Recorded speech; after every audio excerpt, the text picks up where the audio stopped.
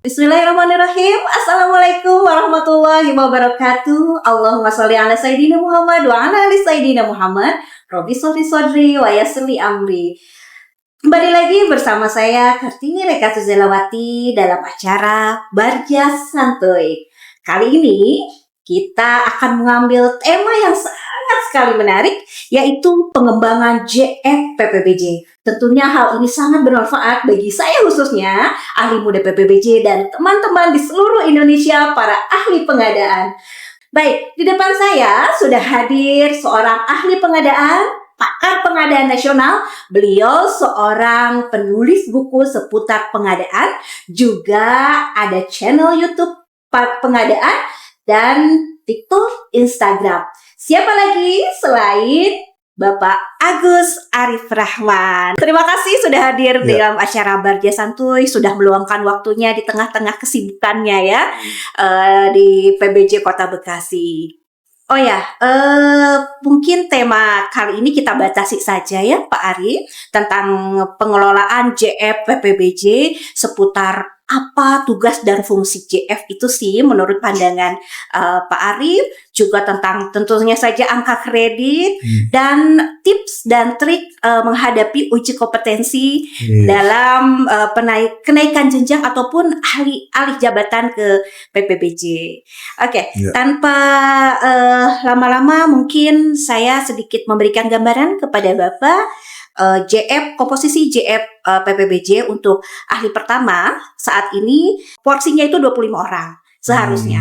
Terus untuk ahli muda juga 16 orang, madya 3 orang, sehingga total keseluruhan 42 orang. Sedangkan existing nih Pak Arif, jadi kami mempunyai JF pertama 19 orang, JF muda 13 orang. Jadi seluruhnya 32 orang. Kurang 10 orang ya. Nama dia nanti, Mbak. Nah, Madianya, ini dia nih. Nama dia nanti. Madia yang 3 orang ini sebenarnya kita sih sudah punya ya kandidat-kandidat yang untuk ke Madya. Cuma nanti mungkin salah satu di antaranya ada yang pernah ahli jabatan ke Madya, tapi tidak lolos. Nah itu nanti kita kupas tuntas ya, Pak Ari. Ya. Tanpa lama-lama, monggo. Iya, jadi terima kasih ya Mbak Reka ya, teman-teman di Kota Bekasi ya, fungsionalnya ada berapa? 32 totalnya. Orang Madiane ya. Wis wayahe ya. Ya, PR ya. Wayahe ya. Ini luar biasa ya teman-teman fungsional pengelola pengadaan, kita berharap ke depan ya perannya itu luas ya. Jadi Mbak Reka ya sesuai dengan peraturan LKPP nomor 7 tahun 2021 tentang sumber daya manusia pengadaan barang jasa, yang kebetulan alhamdulillah saya sendiri tim perumusnya. Masya Allah. Ya. Itu tugas fungsional 4 ya. Tugas fungsional utamanya itu garis besarnya 4, yaitu perencanaan, pemilihan penyedia, pengelolaan kontrak, dan pengadaan barang jasa melalui swakelola. 4 itulah tugas itu. Nah, kebanyakan bos-bos kita ini nganggapnya kita ini tukang tender. Nah, itu. Salah ya. Salah. Tender nanti digantikan dengan artificial intelligence. Dan sekarang pun sudah sebenarnya sudah siap, cuma kan nggak tega saja kalau dijalani beneran mau tiar nganggur tenanan gitu. Karena mayoritas penugasan fungsional kita itu adalah pokja pemilihan. Nah, ke depan ini kita berharap ya fungsional di Kota Bekasi itu berkembang lebih maju, tingkatkan kompetensinya. Nah, kita kebetulan kami di Ikatan Fungsional Pengadaan Indonesia ya, dan saya selaku diamanahkan Kepala LKPP sebagai Ketua Bidang Pengembangan Profesi dan Diklat pada Ikatan Fungsional Pengadaan Indonesia, memberikan himbauan kepada seluruh fungsional pengelola pengadaan ya untuk meningkatkan area kerjanya. Area kerjanya kan teman-teman fungsional itu pada kenal sama UPD-nya. Ya, tentu saja. Kan pada kenal, Mbok yo gitu ya. Pak, izin kami menawarkan diri. Spesifikasi teknis kami buatkan Pak jauh lebih bagus, berkualitas. Misalnya gitu, perkiraan harga, pemaketan, referensi harga, analisis pasar. Apalagi kalau e-purchasing kalau di atas 200 juta, yang transaksi langsung OPD, nggak lewat sampean. Betul. ya gitu. Dan apalagi kalau teman-teman tuh bisa ngerayu, bisa kolaborasi menawarkan jasanya seperti yang saya lakukan nih. Menawarkan jasanya di area pengelolaan kontrak. Pak, izinkan kami Pak yang jadi tim pengelolaan kontrak Bapak, tim pengendalian kontrak. Wah, kan nyaman ya. Asik gitu ya. Asik, bisa di lapangan ya kan. Tahu bagaimana suka dukanya menjalankan kontrak apalagi konstruksi ya. Terjun langsung ya Pak. Ditambah lagi yang kalau yang swakelola yang sifatnya kajian-kajian. Karena kayaknya Bekasi ini kan cukup banyak ya paket-paket yang modelnya kajian. Nah, itu tawarkan diri. Jadi kami berharap fungsional di Kota Bekasi itu inisiatif. Biasalah bekerja tanpa menunggu perintah. Tapi terbalik, tawarkan jasa kita, lapor kepada bos Anda, kan kebetulan bosnya enak tadi kan. Insya Allah saya kira Pak Edison akan memberikan supportnya 100% pada ya. Itu berarti areanya harus luas karena kalau fungsional pengadaan di Malaysia, di Singapura Mbak, kerjaannya bukan untuk biddingnya dilakukan sama artificial intelligence. Kalau Anda percaya datang ke sana, barangkali kalau saya bohong ya. Apa pekerjaan mereka? Pekerjaan mereka adalah membuatkan need identity, market reference, harga-harga perkiraan ya, dan itu akan sangat membantu agar barang jasa dengan anggaran yang terbatas itu pas sesuai kebutuhannya alias enggak muspro. Nah itu peran fungsional, apalagi sekarang era pemangkasan. Mayoritas Pemda itu Mbak, pemangkasan nggak melibatkan UKBBJ. Nah sekarang saya tanya itu sekarang ini, pemangkasannya di Kota Bekasi ini dilibatkan nggak UKBBJ? Nah seperti itu ya. Padahal ya ini saya sampaikan di YouTube yang ini ya, untuk semuanya siapapun pemerintah daerah di sini, UKBBJ lah dan fungsional pengelola pengadaan lah yang memiliki kompetensi perencanaan pengadaan yang resmi, diakui oleh negara, resmi. Kalau ahli muda itu dia pemilik kompetensi level 3, ahli pertama pemilik kompetensi level 2, apalagi yang ahli media, tapi kan belum ada. Yang ketiga kan punya ahli muda, itu perencana kompetensi level 3, seharusnya itu dimanfaatkan sehingga tidak asal potong. Kalau asal potong nanti khawatirnya akan menghancurkan sisi sosial, ekonomi, lingkungan ya. Harus tepat seperti itu. Insya Allah itu luar biasa. Nanti teman-teman saya lihat teman-teman fungsional di Kota Bekasi ini selalu mengikuti ya apapun yang dijalankan, dicontohkan ya, sehingga apa yang saya lakukan moga-moga bisa memberikan contoh nih para fungsional ya. Jadi motivasi buat kami. Baik, terlepas dari itu semua nih menarik, suatu hal yang menarik kita bekerja meluaskan area kerjanya ya. Nah, selain di situ mungkin nanti akan nyambung ke yang Madya nih Pak Arif. Nah, kira-kira nih motivasi dari Bapak selaku ahli nih untuk teman-teman kami agar mau dan maju untuk Madya. Dan tanda kutip nih, jadi ada rumor di luar sana bahwa memang kesulitannya itu di satu portofolio yang mana mungkin harus ada tender KPBU, dan yang kedua ada tender internasional. Nah, kemudian yang menjadi momok kami selama ini adalah ketakutan ketika uji kompetensi. Wawancara ya. Tuh. Iya, alhamdulillah baru kemarin Mbak ya, kemarin kami mengadakan rapat kerja Ikatan Fungsional Pengadaan Indonesia, itu ibarat DPR-nya fungsional PBJ. Anggap saja begitu ya. Anggap saja DPR kami mengadakan rapat kerja dengan Direktorat Sertifikasi Profesi ya, atas arahan dari Ibu Deputi yang baru, Bu Suharti ini sangat luar biasa, memberikan relaksasi dan inovasi kebijakan yang bagus terkait dengan uji kompetensi. Sekarang alhamdulillah kemarin kami mendapatkan banyak kesepakatan ya. Salah satunya yang dulu itu uji kompetensi itu bisa 2 hari Mbak, stres ya, mau muntah rasanya ya, ngalah-ngalahin tesis ini kalian juga ya. Sekarang maksimal 3 jam. Kalau nanti ngalami uji kompetensi lebih dari 3 jam, laporkan kepada IFPI, kami lapor langsung kepada Ibu Deputi. 3 jam? Maksimal 3 termasuk jam. tertulis? Iya, wawancaranya maksimal 3 jam. Kemudian juga indikator kompetensi yang diuji hanya 6, kan itu kan 4 jenis kompetensi. Tuh. Masing-masing punya indikator kompetensi. Indikator-indikator. Nah, itu totalnya sekarang itu cuma 6 doang. Dari yang berbutir-butir. Semuanya itu jenis semua kan? Padatkan. 6 tok. Nah, insya Allah ya. Masya Allah. Dan sekarang porsinya itu 30%, 40%, 30% administrasi, 30% portofolio, 40% wawancara. Alias wawancara nggak penentu lagi. Nah, ini sudah menjadi good news ya. Sebenarnya kalau saya sendiri, kami sampaikan di meeting kemarin sih, angen-angennya kayak di Polri ya. Di Polri kagak pakai wawancara. Angen-angennya begitu ya, tapi ya nggak apa-apa. Ini sudah menjadi lumayan ya daripada lumanyun ya. Iya. Kabar yang sangat baik. Ya, dan kemudian yang sebenarnya perlu diperbaiki adalah mindset dari pekerjaan kompleks itu sendiri. Sekarang itu yang penting adalah punya pekerjaan kompleks. Nah, beberapa hari sebelum kemarin, Bu Deputi PPSDM LKPP merilis program kami, namanya Prima IFP. Itu namanya, program ini memberikan pendampingan personal lewat WhatsApp group gratis kepada semua fungsional pengelola pengadaan yang mau uji kom. Pokok daftar wae. Nanti akan dibuatkan badge-badge-nya, itu tidak dipungut biaya. Gratis. Kalau ingin bertanya apa gunanya menjadi anggota Ikatan Fungsional Pengadaan Indonesia, ya itulah gunanya salah satunya. Betul. Bukan cuma sekedar untuk dibutuhkan pas uji kom tok. Waktu anggotanya ya.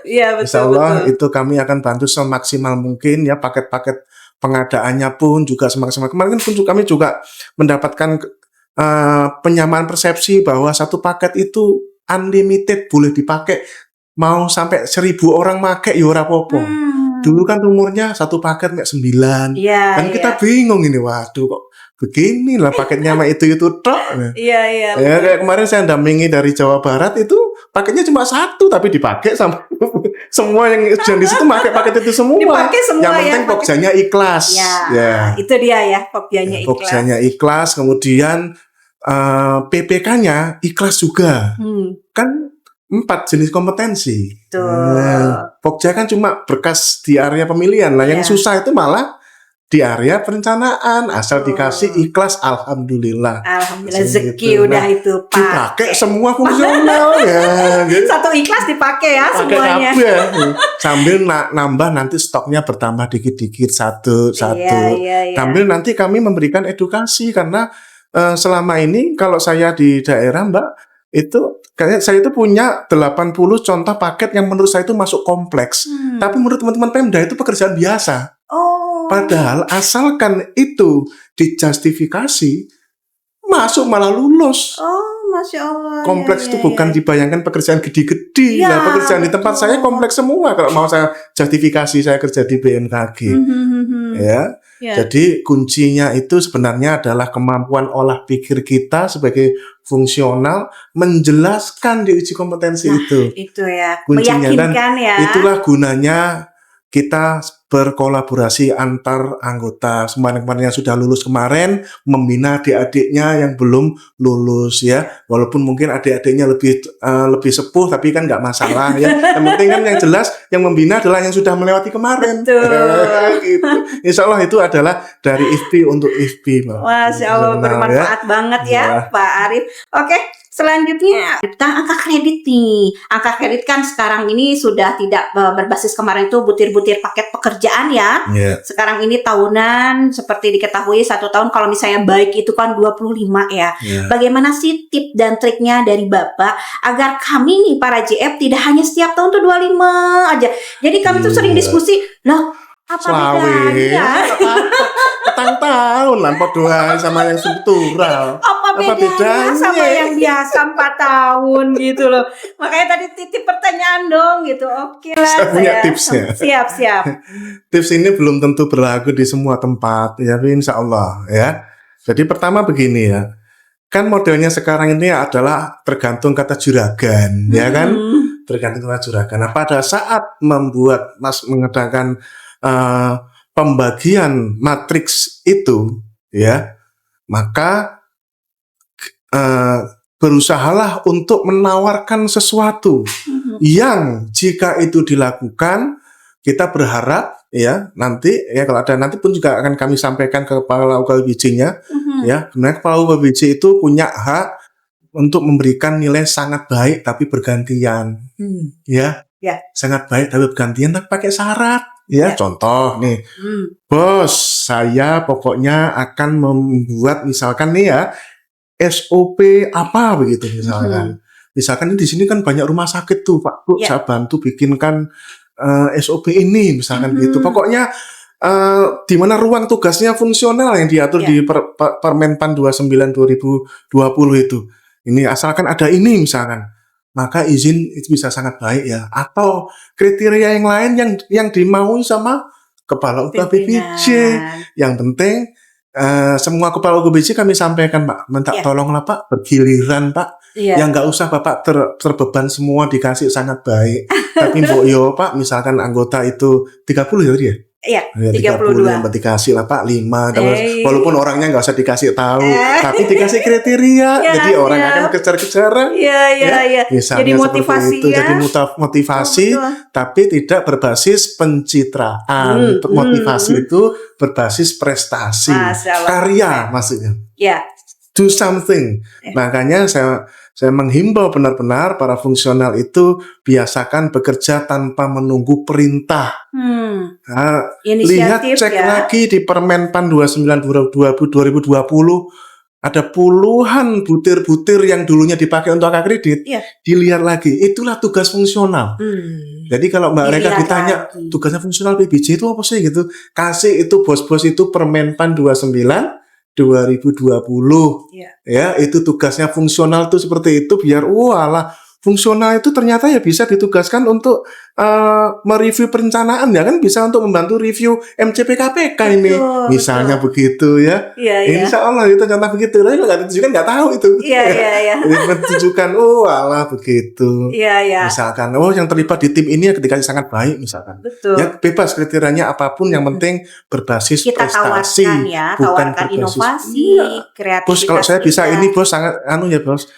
Dari antara 4 tahun kasih sangat baik lah gitu. Jadi negosiasinya sama bos adalah dalam 4 tahun kepangkatan kita paling enggak Mbak 1 aja lah bos dikasih sangat baik kan lumayan ini. Jadi enggak pas 4 tahun ya giliran gitu ya. Kami nungguin 4 tahun. Enggak usah semua gitu enggak apa-apa ya. Tapi setidak-tidaknya ya dikasih giliran lah sesuai dengan syarat apa silahkan gitu. Betul. Sehingga dengan itu harapan kalau itu terduplikasi semua Mbak maka semua fungsional di sini nggak ada yang 4 tahun mestinya 3,25 tahun nanti. Betul. Oke. Sangat menarik banget ya Pak Arif. Mungkin lain kali kita bisa berjumpa lagi Pak Arif. Terima kasih atas semua ilmu dalam waktu yang singkat, padat. Tapi saya mendapatkan ilmu yang luar biasa, motivasi yang luar biasa dari seorang Bapak Agus Arif Rahman.